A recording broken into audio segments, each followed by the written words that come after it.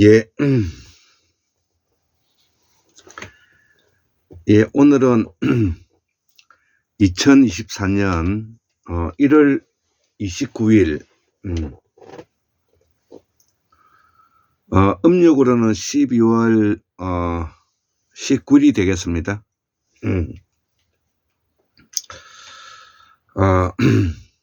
오늘은 제가 준비해 놓았던 동경대전에 대해서 한번 설명을 해볼까 합니다.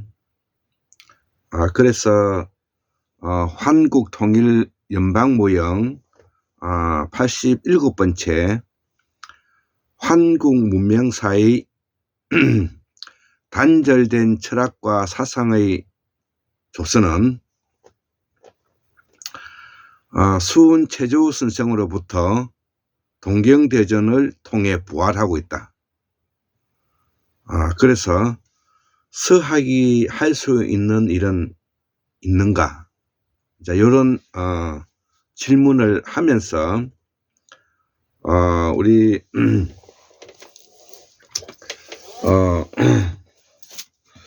우리 돌 김용우 선생님이 쓰신 이 동경대전, 이 동경대전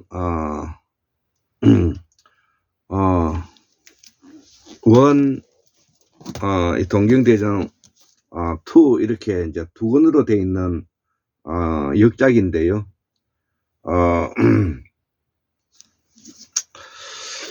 그래서 이 책을 제가 예전에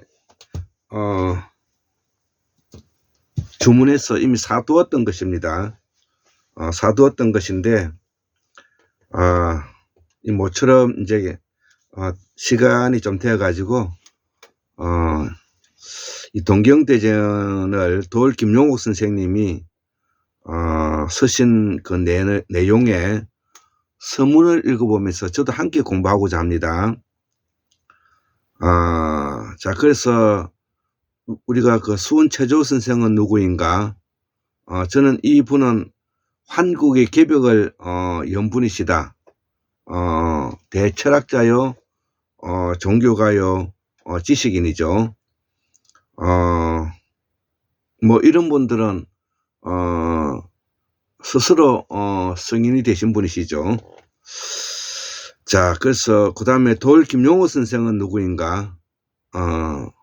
이분은 스스로 공부하여 대학자가 되신 분이시다. 이게 저의 결론입니다. 그리고 우리가 여기와 더불어서 우리가 최동석 인사조직연구소장님은 누구인가? 이분은 독일 스위스식 정치 모델을 대중화시킨 분이시다. 예, 지금 대중화시키고 있죠. 예, 저도 많은 영향을 받았습니다. 그러려면 우리가 서학이 들어오기 전에 소위 말하는 성리학이라고 불렸던 주자학이라고 불렸던 이 성리학을 원나라에서 가지고 오신 해연 안양 선생은 누구인가? 이 성리학과 주자학이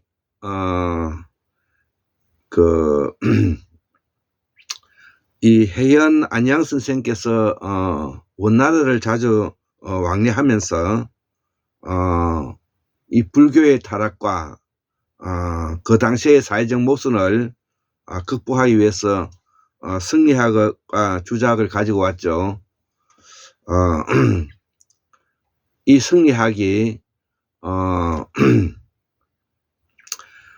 야한 길제를 통해서 그 다음에 폰 정몽주를 통해서 야한 길제, 그 다음에 김종식 선생, 김종직 선생님의 아버님이신 김숙자, 김종직이 그 다음에 한훈당 김갱필, 그 다음에 조광조로 이어지는 이런 그 승리학이 서학이 들어오기 전까지 학문의 중심이 되었던 철학과 사상이죠. 자, 그래서 승리학과 더불어서 이 서학이 들어오기 시작했는데, 그 서학이 바로 가톨릭이죠. 가톨릭이 들어온 지 한 200년이 되고 기독교가 서구 제국주의와 함께 들어오게 됐는데요. 이 마테오 리츠가 쓴 이 천주시리가 우리가 한글판 그 번역으로 되면서 우리의 철학과 사상의 정통적인 우리의 철학과 사상이 어떻게 왜곡되어 있는가를 앞으로 유의주시하게 한번 연구가 되어야 될 것 같습니다. 그래서 여기에 대한 힌트를 주신 분은 스페인에서 공부하고 있는 고우석 선생님이신데, 고우석 선생님은 한해학의 대가이시고 실담학과 여진 문자, 몽골 문자, 만주 문자에도 능한 분으로서 이분께서 이 헐버터가 중심이 돼서 천주시를 번역할 때 우리 한국의 정통 뿌리 사상을 여기에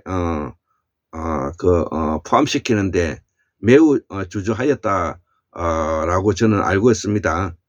아마 그렇기 때문에 이 천주시리가 가지고 있는 원래의 뜻과 우리 한국 문명사회에 가지고 있던 우리의 정통 뿌리 사상이 매우 왜곡되어 있다는 것을 부인하기는 어려울 것 같습니다. 그렇기 때문에 이제 지난 100년이 지난 지금 현재 한국의 학문이 지금 현재 새롭게 징검다리를 놓고 있는 입장에서 우리가 이 한글 번역판 성경에 대해서 맹목적으로 우리가 공부하고 또 교회에 나가고 있는 이런 부분에서 앞으로 우리가 많은 연구가 돼야 된다. 그 많은 연구의 일환으로서 우리 독실한 기독교 가문에서 크신 돌 김용호 선생님께서 스스로 공부하여 대학자의 반열에 오르신 분이로서 생각한 바가 있었기 때문에 아마도 이 동경대전이라는 이런 불후의 명작을 아주 잘 번역해 내신 거 아니냐. 또 이 불후의 명작 이 동경대전을 또 우리 돌 김용호 선생만큼 바로 해석할 수 있는 사람이 있을까? 여기에 대해서는 우리가 한번 스스로 질문을 해봐야 되겠죠. 자, 그래서 나는 코리안이다. 동경대전 1, 2를 집필하신 돌 김용호 선생님의 이 통나무 책에서 나온 내용들을 제가 한번 읽어보면서 같이 한번 공부해보는 시간을 오늘 아침에 가져보도록 하겠습니다. 자, 그래서 이 돌 김용호 선생님은 우리 시대를 돌 김용호 선생님은 광산 김씨죠. 예, 광산 김씨는 우리가 김장센 김집으로 이어지는 그 성인의 집안이시고 또 제가 알고 있기로는 이 돌 김용호 선생님은 매우 집안이 좋은 집에서 태어나서 서러움을 받으면서 공부를 하셨다고 저도 알고 있습니다. 그래서 우리 시대를 더불어 살아온 이 땅의 철학자 돌 김용옥은 한국신학대학을 나와서 고려대학 철학과를 들어갔는데 이미 이때 동학의 정수를 접했다는 것이죠. 당시 철학과 교수들이 천도교의 혼에 힘입어 동학을 중심으로 하는 한국 사상 운동을 전개하고 있었던 터였는데 돌 김용호 선생은 20대의 동학을 접하여 이미 동학이야말로 고조선 이래 내려온 국학전성의 정화이며 왕정을 극복한 새로운 개벽세의 주축이라는 신념을 확립한다. 예, 그래서 이 단군이 나오면은 단군 천자가 나오면 꼭 배달 환웅이 나와야 되고요. 배달 환웅이 나오면 그 다음에 제서 환인이 나와야 되고 그 다음에 그 앞에 방고 환인이 나와야 되고 천축 환인이 나와야 되고 순다 환인이 나와야 되고 이렇게 우리가 환군 문명사의 맥을 이어갈 수 있어야 될 것 같습니다. 자, 그래서 예, 그래서 이미 동학이야말로 고조선 이래 내려온 국학 전성의 정화이며 왕정을 극복한 새로운 개벽세의 주축이라는 신념을 확립했다. 여기 중요하죠. 그러나 그 신념을 구체화하기 위하여 서양 철학과 중국 철학의 연찬에 헌신했다는 것에서 본인이, 그리고 대만대학, 동경대학, 하버드대학의 학위를 끝내고 80권이 넘는 작품 활동을 통해 한국 학계의 새로운 패러다임이라고 표현하는 것보다는 규범이라고 표현하는 것이 좋다. 이렇게 먼저 강산 박사님이 표현하셨죠. 자, 그래서 규범을 구축했다. 그 과정에서 도울은 동학 제1세대의 생성한 정신을 개성한 동학의 성자, 성현이신 표영삼 선생을 해후하고 그로부터 동학의 역사, 인물, 석관, 경전, 전적, 유적 그 모든 것을 정해를 물려받았다 이거죠. 도울은 말한다. 삼양장 표영삼 선생은 나를 살아있는 수운과 해울에게 연결시켜준 달이었다. 그렇죠. 예, 저는 제가 강사원 박사님과 다리를 연결해 주신 분은 대구에서 공부하고 있는 수원고 박민호 선생님이시죠. 제1권의 핵심은 대선생 중문집이라는 자료가 새로운 시각에서 조명되면서 최수훈의 생애의 전모가 여실한 모습 그대로 드러난다는 사실에 있다. 최수훈의 죽음 이후에 그의 리얼한 전기가 집필됐다는 사실만으로도 수훈이 얼마나 위대한 인물이었는 걸 알 수가 있다. 억울하게 돌아가신 우리 선생님의 삶을 이 땅에 남겨야 하는 사명이 그를 접한 모든 사람들에게 있었던 것이다. 이 책은 대선생 중문집의 최초의 정본화 작업인 동시에 상세한 주석서이다. 제6장의 동경대전 판본에 관해서는 여태까지 알고 있는 동경대전에 관한 모든 상식적 전제를 뒤엎는 경천동지의 전문적 판본학, 문헌비평학 작업의 보고서이다. 이 책의 말미에는 일반인들이 접하기 어려운 오리지널 동경대전 5개의 판본이 다 실려 있다는 것이죠. 예, 자, 그래서 오늘 이 돌 김용호 선생님의 동경대전에 1, 2권에 쓰여져 있는 개경 지축에 대해서 그러니까 이 경에 대한 것을 축하하는 의미로서 적었던 글을 개경 지축이라고 하는데 한번 같이 읽어보면서 공부하도록 하겠습니다. 동학은 눈물이다. 세월호의 참변을 지금도 우리가 눈물 없이 바라볼 수 없듯이 동학의 혁명 과정, 그 발생 연으로부터 끝나지 않는 결말에 이르기까지 눈물 없이 바라볼 수 있는 장면은 하나도 없다. 그 혁명에 최소한 30만 이상의 최대 50만까지 추정되는 조선 민중이 아낌없이 두려움 없이 목숨을 던졌다. 이것은 기존 체제의 압박에 대한 단순한 항거가 아니라 그 항거를 필연적 운명으로 만들고 있는 집단의식 보국안민으로부터 다시 개벽에 이르는 인류사적 전환에 대한 확고한 신념이 뒷받침된 의식적 행동이라는 측면에서 단군 이래 그 유례가 없는 체제의 전복이다. 그 전복과 여파가 자유인이 평등인이 하는 서구적 이데아의 입조선을 가능케 한 것이다. 동학은 동의 학이 아니다. 그 동이 서에 대응하는 상대적인 개념으로 등장한 것이 아니다. 서는 우리 민족사의 도도한 흐름의 최근 그 어느 시점에 끼어든 덧없는 손일 뿐이다. 그러한 꼽사리꾼을 동의 상대 역으로 전개할 수는 없는 것이다. 동은 서의 상대가 아니라 서의 침략에 자극받아 일어난 조선혼의 총체이다. 예, 그래서 이 동학을 환국의 문명사의 중심이라고 보고 있는 것입니다. 저도 그렇게 보고 있습니다. 동은 해동의 동이며 이 땅을 가리키는 것이라고 수우는 말한다. 이 땅에서 태어나서 이 땅의 깨달음을 얻는 것이 뿐만 아니라 어찌 나의 학이 서학이 될 수 있겠는가. 동학은 해동의 학이요, 그것은 이 땅의 학이요, 우리 조선의 학이다. 다시 말해서 조선인이라면 누구나 알아야 할 배움이다. 그것은 조선 역사를 태초로부터 관통하는 학이며 그 학을 수우는 무국대도라 불렸다. 한계가 없는 보편적 길이라는 뜻이다. 조선의 배움이야말로 인류가 가 없는 배움이다. 자, 그래서 동학을 근대 철학이니 근대성의 교훈이니 하는 모든 언설은 이제 불식되어야 한다. 우리 역사는 서구가 추구해온 근대라는 이념을 추종해야 할 하등의 이유가 없다.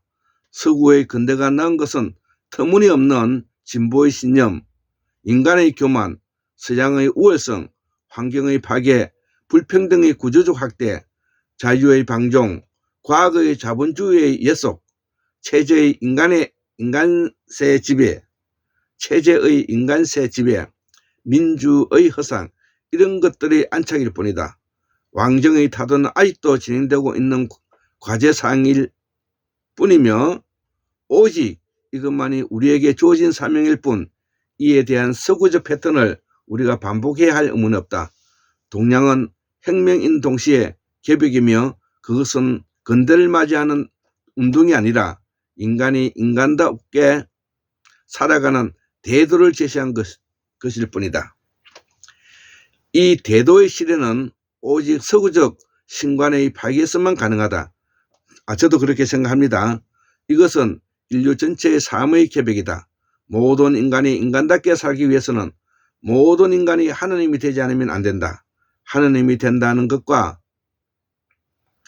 하느님을 모신다는 것은 궁극적으로 동일한 명제이다. 하느님 그 자체가 생성적 과정에 있는 조화이기 때문이다. 동학의 하느님 속에는 초월과 내재, 유일신과 범신, 인격과 비인격, 존재와 생성, 우연과 필연, 불륜과 기연의 모든 언어적 간극이 다 해소되어 버린다. 인간의 참다운 평등과 조화는 오로지 황제적인 신이 사라질 때만 가능한 것이다. 신에 관한 모든 존재 증명은 결국 손가락이 5개인 이유가 장갑 손가락이 5개이기 때문이라고 하는 식의 논의를 벗어나지 않는다. 동학에 관한 있는 그대로의 진실한 기술 앞에서 눈물을 감지할 줄 아는 사람이라면 이제 기존의 세계 문명에 엄습되어 있는 모든 유참으로부터 벗어나야 한다. 우리의 종교도, 우리의 학문도, 우리의 정치도, 우리의 과학도 새로운 정체성을 확립해야 한다. 이 새롭고도 진실된 정체성을 확립하는 길은 바로 동학, 즉 조선의 학을 바르게 아는 것으로부터 출발한다. 동학은 유구한 조선 문명의 청화이며 인류의 미래 이상이기 때문이다. 동학혁명은 지금도 진행 중이다. 앞으로 닥칠 수 없는 혁명을 위하여 이 한 권의 더없이 원전에 충실한 해석이 우리 민족의 여여한 실력을 다시 깨닫게 하고 남북 통일은 물론 세계사의 주역으로서 웅비하는 발판이 될 수 있기를 악망한다. 예, 2021년 3월 달에 우리 도올 김용호 선생님이 쓰셨는데 제가 그때 책이 바로 나오자마자 제가 이 책을 구입을 했습니다.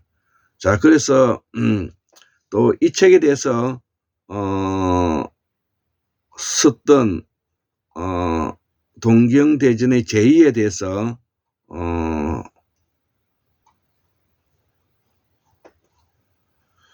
예, 한번 읽어볼까 합니다.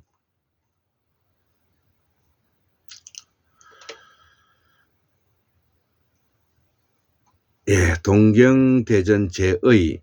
예, 이 책의 제목인 동경대전이란 동학의 경전이 크게 갖추어졌다는 뜻이다. 흔히 대전이라 하면 대전을 생각하기 쉬운데 큰 사전을 말하는 것이죠. 혼동치 말아 주었으면 한다. 흔히 대전이라 하면 그런데 이 책의 제목은 수운이 직접 지은 것은 아니다. 수운은 가사나 한문 문장을 지을 때 개별 작품마다 제목을 붙이기는 했지만 죽기 전에 그 작품 전체를 모아 출판한 적이 없었기 때문에 그 전체를 모은 책의 이름은 생각할 길이 없었다. 이 동경대전이라는 책 제목은 1880년 6월 14일 인제 남명 갑둔리에서 처음 간행될 때 동학의 경전을 다 모아 상제한다는 뜻으로 붙인 이름인데 원래는 문집의 체제로 기획되었던 것이다. 이 사업은 해월이 직접 주도한 것이며 따라서 이 제명은 해월 최시영과 강시원, 전시황 등이 의논하여 결정하였을 것이다. 경진판 간행에 관하여 사람들의 명단은 다음과 같다. 도청 최시형, 감역 강시원, 전시황, 교정 심시정, 전시봉, 유시현이 했다는 것이죠. 그 다음에 작업한 직일은 장도형, 김문수, 장병규, 이진경이, 접유사로서 김정호, 신시영, 황명기, 조시철, 수유사로서 한봉진, 홍실애, 신시일, 김진애, 이정봉, 치판으로서 김관호, 침제로서 심은우, 최석하, 전윤관, 운양으로서 장흥길, 김인상, 김호흥, 이청길이, 서유사로서 전세인이, 공괴로서 이기로, 강기혁. 예, 이런 그 분들이 그 당시에 최고의 그 지식인으로서 우리가 동경대전이라고 말하는 이 수은 최지우 선생의 이 내용을 문집 형태로 이렇게 했다는 것이 매우 중요한 것입니다. 자, 그래서 오늘날 동경대전이라는 이름을 생각해 보면 참으로 잘 지은 이름이라 생각이 든다. 예, 저도 이름이 매우 좋다고 생각합니다. 동경이라 할 때 이 동은 단순히 동학의 의미로만 새겨지는 것은 아니다. 동경이라 할 때 이 동은 단순히 동학의 의미로만 새겨지는 것은 않는다. 동이란 동시 해동을 의미하며 조선의 문화 전통 전체를 지칭한다. 허준 이 임난으로 도탄에 빠진 민중의 그 질병을 구하기 위하여 14년간의 줄기찬 노력으로 집대성한 동의보감의 경우도 그 동은 조선 사람의 질병을 조선 사람의 손으로 구한다는 분명한 의식이 있었다. 그 집내에 우리나라는 동쪽에 치우쳐 있지만 의학의 도는 면면이 끊이지 않고 이어져 내려왔다. 그러므로 우리나라의 의학을 또한 동이라고 부를 수 있는 것이다 라고 되어 있는 것만 보아도 그 명료한 의식을 우리가 규탄할 수가 있다는 것이죠. 따라서 동경은 단순히 동경의 경전이라는 뜻에 머물지 않는다. 우리나라 조선 땅에 태어난 조선에 의한 조선의 경전이라는 뜻을 내포한다. 모든 서양의 바이블이나 고전의 서경이라 한다면 이 동학의 경전이야말로 우리 민족 고유의 동경이 되는 것이다. 여기에 내가 동경을 우리 민족의 바이블이라는 칭하는 소위연이 있는 것이다. 다음에 경이라는 제목은 아무 책이나 함부로 붙일 수 없는 유가 전통에 쓰는 건기시대에 온 글자인데 과감하게 그것을 썼다. 동학을 만들어 간 사람들의 주체의식을 나타내는 것이다. 경이란 본시 유가에서 공자의 수정을 거쳤거나 믿어지는 전적에 관하여 붙여진 이름으로 경이란 뜻은 천지간의 모든 질서의 별이라는 뜻으로 최고의 권위를 지닌 영원한 책이라는 뜻이 된다. 이게 합본으로 되어 있는 사서상경 이 내용들이 바로 요 경을 말하는 것입니다. 자, 그런데 이 경의 이름이 유가의 전적인 시서예악 역춘추에 붙여지기 시작한 것은 전국 말기로부터 진초의 시기다. 자, 그래서 13경 중에서 경의 이름이 제일 먼저 붙은 것은 아이러니컬하게도 효경이다. 경의 의미에 관해서는 여러 가지 이론이 있으나 그 명칭의 용례가 여시춘추에 최초로 나오고 있으므로 그 경으로의 이름의 권위가 이미 지난 지세에는 정착되었다고 보여진다. 그리고 한무제 때부터 유교를 국교화하면서 효라는 덕목을 절대시함으로써 국가의 위계 질서를 잡아가려는 정치적 의도가 강화되면서 호경의 권위는 경으로 절대시되었다. 그리고 한대의 경학이 정착한 후에는 위진남북주로부터 유입된 수트라 를 경이라 부르게 되어 보편화되었지만 경의 권위는 상실되지 않았다. 경은 여시아문으로 시작하여 환희봉행으로 끝나는 형식을 갖추며 역사적 시달타의 오리지널한 설법을 구성으로 한 실로 꿰맸다는 의미를 지녔다. 따라서 수운의 저작을 동경이라 하는 것은 매우 정당하다. 유교의 경은 공자의 수정을 거쳤다는 의미며 불교의 경은 시달타의 설법이라는 의미며 동학의 경은 역사적 순 최저우의 본인의 저작이라는 뜻이다. 공자와 불타와 수운을 동일한 지평에 놓고 생각하는 매우 주체적인 발상이 반영되어 있는 것이다. 실상 수운의 규범은 공자와 불타의 예술을 뛰어넘는 새로운 경의 패러다임인 것이다.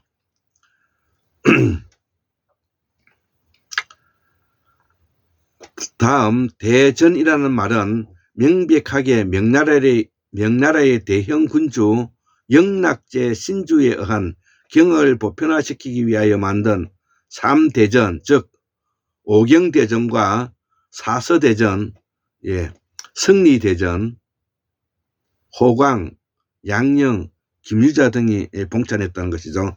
책명에서 비롯된 것이다. 이 3대전은 국정교과서로서 과거의 교본이 되었으며 이 대전의 출현으로 사상이 통제되었다고는 하나 그만큼 학문이 보편화되고 과거의 응시자 계층이 넓어지는 긍정적 효과가 있었다. 오경대전, 사서대전, 성리대전을 말하는 겁니다. 그리고 이 3대전은 우리나라에서도 이미 조선 초기부터 매우 포퓰러했고 그만큼 존중되었다. 세종조의 집현전 학자들에게 성리대전을 필독서였다. 수은의 저작에 대전이라는 이름을 붙인 것은 수은의 정신세계가 아버지 건암공을 통해 받은 가학, 즉 주태정매의 훌륭한 점을 개성하고 있다는 그 역사적 연속성을 의식적으로 혹은 무의식적으로 나타낸 것이다. 물론 대전이라는 이름은 1차적으로 수인의 저작을 유가 전통에 익숙한 조선 지식인들에게 권위롭고도 쉽게 다가갈 수 있게 하기 위해 붙인 이름이다.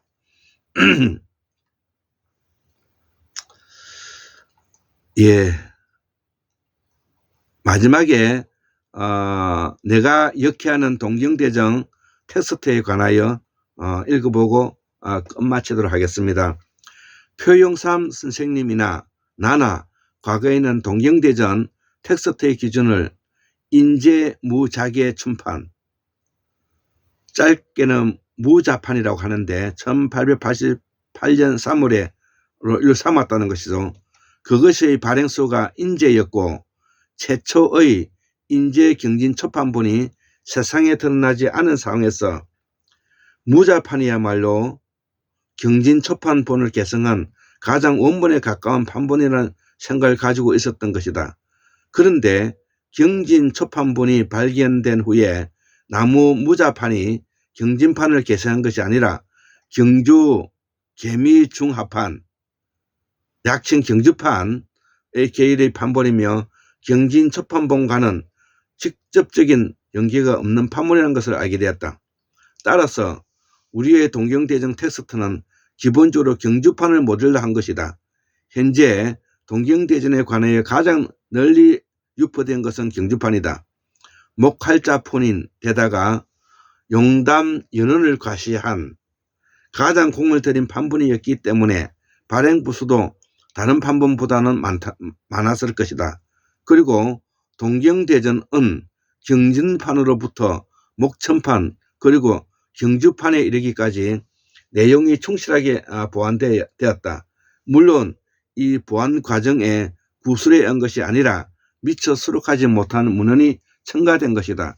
그래서 내용상으로 볼 때도 경주판이 가장 완미하다고 볼 수가 있다. 그러므로 나의 텍스트는 경주판 체제를 따른 것이지만 경진초판과 겹치는 부분들은 모두 경진초판에 중구한 것이다. 문자 그 자체에 관한 고판본이 항상 우위를 갖는 것이다. 자체의 선택에 있어서 후대의 판본보다는 초판본이 더 기준이 된다는 것은 판본학의 상식이다. 옛날의 인쇄에 있어서는 후대의 판행일수록 원양에 멀어지는 변화가 일어난다. 이러한 문제는 경진에 즉하여 앞으로 상세하게 논거할 것이다. 경진 초판본은 수은이 필사한 수고본의 존재를 입증할 수 있는 문자상의 모든 정황을 정시하고 있다. 번영이 진행되면서 경진 초판본이 지고의 가치를 지닌 문헌이라는 사실이 입증될 것이다. 판본의 문제는 궁극적으로 옳고 그름의 문제가 아니라 문자의 선택을 지배하고 있는 양식적 구조로부터 우리가 무엇을 읽어내야 하는 데 있다. 텍스트 간의 비교 연구 결과 경진 초판본은 타본에 비해 움직일 수 없는 우위를 지니는 것으로 나타난다. 따라서 동경대전의 이해는 경진 초판본을 기준으로 해서 이루어져야 한다. 나의 동경대전 역해는 경진 초판본의 최초의 번역작이 될 것이다. 나의 텍스트는 경진 초판본을 우선으로 삼고 전체의 보완된 체계는 경주판을 따르고 나머지 판본은 대조하는 자료로 사용할 것이다. 그리고 경주판에 수록되지 않은 금류를 첨가하였다. 예, 이렇게 하여 우리 도올 김용호 선생님의 이 동경대전, 이 동경대전에 대해서 앞에 서문에 관한 내용과 이 동경대전을 어떻게 해서 참고해서 이 글을 쓰게 되었다는 것을 지금 상세하게 설명하고 있는 것입니다. 그렇기 때문에 이 동이라는 것은 우리가 동의보감이라든지 그 다음에 동경대전이라든지 이렇게 이야기할 수 있는 부분은 제가 조금 여기에 환구무명사적인 측면에서 조금 이해를 붙이면 우리는 1만 년 이전에 서해 바다는 황해는 뻘밭이었습니다. 그렇기 때문에 이 서해 바다는 바로 중국에서 이 동쪽으로 흐르고 있는 장강이라든지 양쯔강이라 하죠. 그 다음에 황하강이라든지 요하강이라든지 그 다음에 나나강이라든지 나나강, 요하강, 그 다음에 압록강, 청천강, 대동강, 한강, 그 다음에 금강, 영산강, 낙동강이 모두 다 수해로 들어오기 때문에 우리가 이 바닷물이 해수면이 차오르실 때부터 우리가 보통 사고의 지평을 생각하는데 공부를 좀 많이 해보면 우리가 빙하기 시대 때 해수면이 차오르지 않았을 때는 이 서해 태평양에서 수수만 년 동안에 우리가 수렵과 채집과 자연농법을 하면서 살았다는 것이죠. 그렇기 때문에 이 수렵과 채집과 자연농법을 하면서 우리가 극락의 세계를 살았고 이때는 인류의 그 자체가 매우 뭐냐면은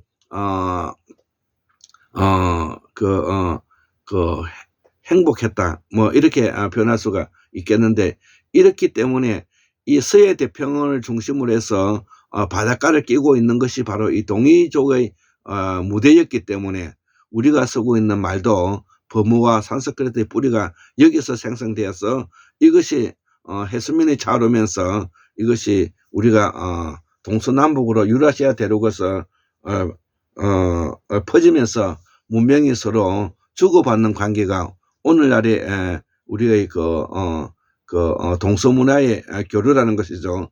그때도 동서문화가 교류되었고 만년 전에도 동서문화가 교류되었고 우리가 천년 전에도 동서문화가 교류되었고 단고시대 때도 동서문화가 교류되었고 지금도 우리가 동서문화가 교류되고 있는 것입니다. 우리가 동경대전이라고 말할 때 바로 과거에는 서학이라고 말하지 않았습니까? 서학이 가지고 있는 학문의 부분이 또 동학에 와서 또 동학이 다시 서학으로 가서 서로 교류하면서 이것을 뭐냐면 학문을 누가 더 발전시켜 나가서 우리의 문명 사적으로 인간의 그 삶이 보다 더 뭐냐면은 발전할 수 있는가를 우리 함께 공부하는 과정인 것이죠. 자, 그래서 서학에 견주하여 또 서학이 할 수 있는 과연 무엇이 있는가, 또 서학이 그동안은 무엇을 잘못을 가져왔는가, 또 동학은 어떻게 하여 다시 뭐냐면은 새롭게 연구되고 있는가, 우리는 다시 어떻게 동학을 공부하여 새로운 한국사의 문명을 발전시켜 갈 수 있을까, 이런 것들을 우리가 폭넓게 공부한 사람으로서 특히 공부하는 전사가 되어야 되는 것입니다. 공부하는 사람들이 과거에 우리 조상이 저질렀던 오류처럼 비가 새는 처마 밑에서 아내는 고생만 하고 남편은 과거를 위해서 공부만 하는 그런 데서 벗어나 가지고 실천하는 학문으로서 학문의 전사가 되는 자세로서 우리가 공부를 해야 될 것 같습니다. 그렇기 때문에 저는 학문하는 전사로서 실천 수학을 바탕으로 하여 살아가는 아주 일반적인 보통 생활인으로서 살아간다, 이렇게 이야기를 하면서 오늘 아침에 7시쯤에 어저께 적어놓았던 준비해 놨던 내용을 함께 읽어보면서 오늘은 도올 김용호 선생님을 소개함과 동시에 동경대전에 대해서 소개하였습니다. 예, 74,142년 3년 74,143년 1961년 2024년 1월 29일 월요일 한국문명학술원 골장 김두솔입니다. 예, 감사합니다.